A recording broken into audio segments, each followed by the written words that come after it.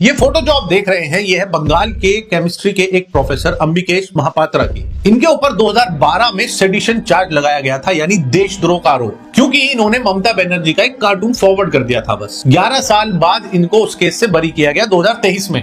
यहां तक कि कुछ रिपोर्ट्स के मुताबिक बिना किसी फॉर्मल कंप्लेंट के इन्हें अरेस्ट किया गया था, जिसमें टीएमसी के करीब 70 से 80 लोगों ने वहां की पुलिस के साथ मिलकर इन पर पहले हमला किया, इनकी पिटाई की और फिर पुलिस इन्हें ही जेल में डाल देती है और देशद्रोह का मुकदमा भी कर देती है, जो कि 2023 में झूठा साबित होता है। और एक केमिस्ट्री का टीचर 11 साल तक ये सब झेलता रहता है। इस केस से बरी होने के बाद जब अंबिकेश अपना पासपोर्ट रिन्यू कराने जाते हैं, तब उन्हें पता लगता है कि उनके ऊपर एक दूसरा केस भी लगा हुआ है, जिसमें पुलिस ने चार्जशीट तक भी फाइल कर दी थी और प्रोफेसर को इसका पता तक नहीं था। वो केस था चोरी और मारपीट का, जिसमें कहा गया था कि अंबिकेश ने किसी व्यक्ति से मारपीट कर 5,000 रुपए छीन लिए। और इस केस का पता भी चलता है तो केस दर्ज होने के 6 साल बाद, जिसे अंबिकेश ने कहा कि ऐसा कभी हुआ ही नहीं। तो पुलिस ने जब आरोपी को बताया तक नहीं कि आपके नाम कंप्लेंट है, तो फिर चार्जशीट कैसे बना दी? और इन 6 सालों में कभी भी उन्हें अरेस्ट करने क्यों नहीं आई पुलिस? और ये केस जब हुआ जब पहला केस झूठा साबित होने वाला था, शायद इसलिए कि पहले से बच जाएगा तो दूसरे में फंसा देंगे।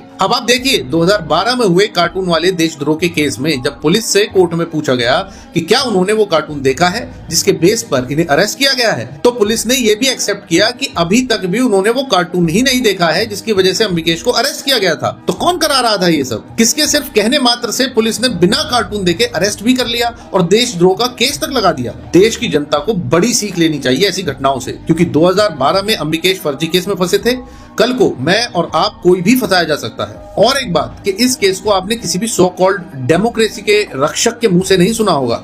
कहां गई थी आजादी तब? क्या जब डेमोक्रेसी खतरे में नहीं थी? सोचने की बात है। जय हिंद।